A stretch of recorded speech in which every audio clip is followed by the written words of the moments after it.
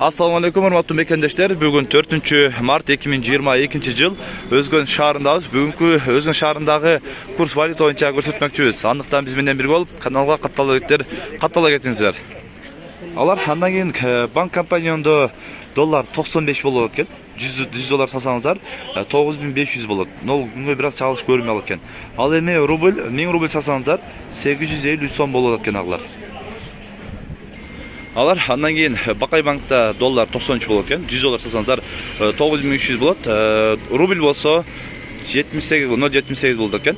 1000 рубль сасаңыздар 780 сом болот экен аглар. Бүгүнкү күндө ошондой болот Өзгөндө. Андан кийин Доскадер банкта доллар 95 болот экен. 100 доллар сасаңыздар 9500 болот. Ал эми рубль 0.8 1000 рубль сасаңыздар 800 сом болот экен аглар. Андан кийин Финка банкта 94 болот экен доллар. 100 доллар сасаңыздар 9400 болот. Рубль болсо 0.8 1000 рубль сасаңыздар 800 сом болот экен аглар. Андан кийин ушул банктарда негизи рубль берилбей атат дейт. Рубль алалы десек болбой атат дейт. Нерде бир-эки агаларга жолугуп калдык. Жолсак рубль алайын десем рубль жок, рубль деп бербей атат дейт. Ошого албай кайра айылга кайттым деп кетип аткан агаларга жолугуп калдык. Өзүнүн тааныштарыбызгачы рубль алайын атайын Өзгөн келдим эле, бирок тирек акча рубль дагы бербей атат дейт.